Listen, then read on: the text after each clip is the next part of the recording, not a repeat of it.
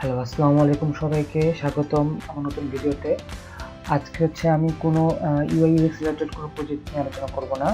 আজকে আমরা দেখব গ্রাফিক ডিজাইন, মানে লোগো আর brochure design, business card design, anything. অর্থাৎ অ্যাডোব থেকে, Behance থেকে গ্রাফিক্স ডিজাইন যে সেকশনটা আছে ওখান থেকে যেসব প্রজেক্টগুলো ফিচার হয় সেসবের মধ্যে থেকে কিছু একটা নিয়ে আমরা আলোচনা করব। তো আমরা ডিসকভারে গেলাম, গ্রাফিক ডিজাইন।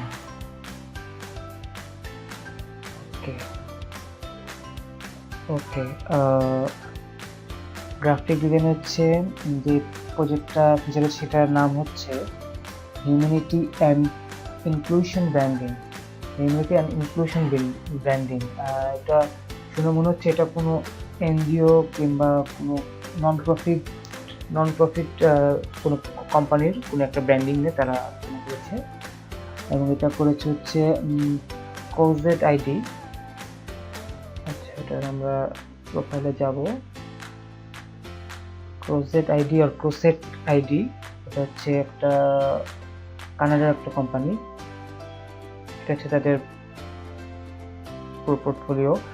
আমি এই পোর্টফোলিও লিঙ্কটি আমার এই ভিডিও ডেসক্রিপশনে দিয়ে দিব, আপনারা দেখবেন। এবং তারা অনেক সেকশন থেকে তারা ফিচার হয়েছে।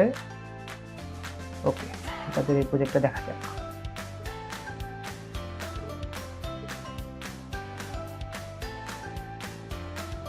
ওকে, দেখতে পাচ্ছি একটা মানুষের হাতের 5টা আঙ্গুল। এটা একটা হিউম্যান বডি, হিউম্যান ছোট বড় সবগুলো ঘিরে রেখেছে। ওকে, হিউম্যানিটি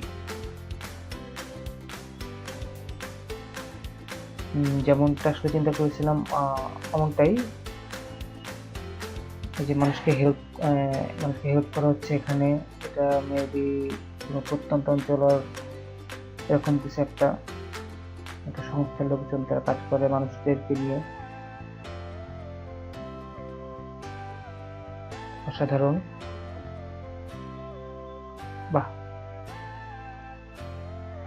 কালারের ব্যাপারটা যে একটা নীল কালার ব্যবহার করা হয়েছে, যেটা আসলে শান্তি, কাইন্ডনেস এসব মিন করে। লোগো বা ব্র্যান্ডিং এর ক্ষেত্রে কালারটা অনেক বেশি ইম্পর্টেন্ট। এখানে মকআপ করে দেখানো হয়েছে যে কালার এবং লোগোটা দিলে কেমন লাগবে। সুন্দর বক্সে দেওয়া হয়েছে, ফ্ল্যাগে ইউজ করে দেখানো হয়েছে কেমন লাগতে পারে। এবং এখানে ডিফারেন্ট ইউনিটাস ইয়ার 1। আচ্ছা, বিভিন্ন কালার দিয়ে বিভিন্ন সেকশন বোঝানো হতে পারে, বিভিন্ন কালার দিয়ে এখানে দেখানো হচ্ছে কেমন লাগবে। ঠিক আছে, আচ্ছা।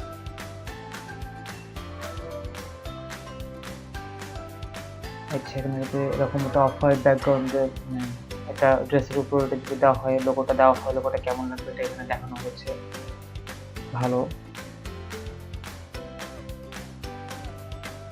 আচ্ছা, এখানে ব্রুশিয়ারের মধ্যে তাদেরকে ব্রুশিয়ার ডিজাইন সেকশন দেখানো হয়েছে।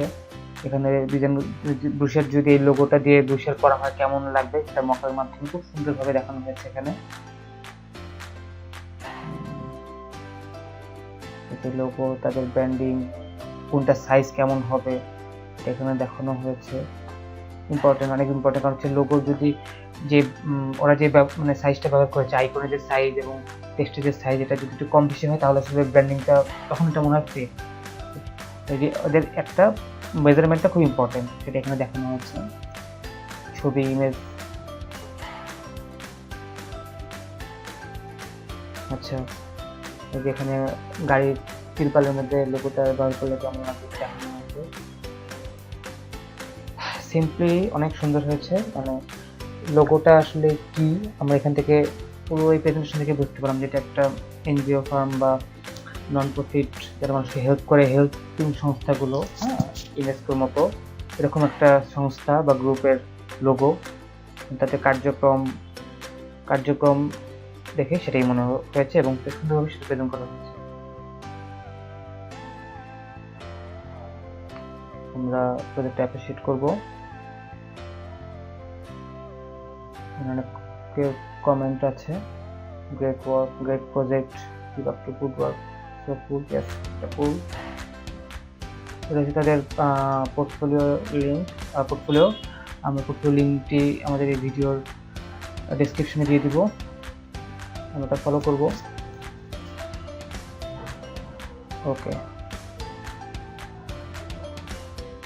তো ধন্যবাদ আজকের ভিডিও দেখার জন্য। আপনাদের অনেক সাহায্য দরকার, অনেক সাজেশন দরকার। আপনারা ভিডিও কমেন্টে আমি কি করতে পারি, আমার যদি কোনো ভুল থাকলে আমাকে সেটাও জানাবেন।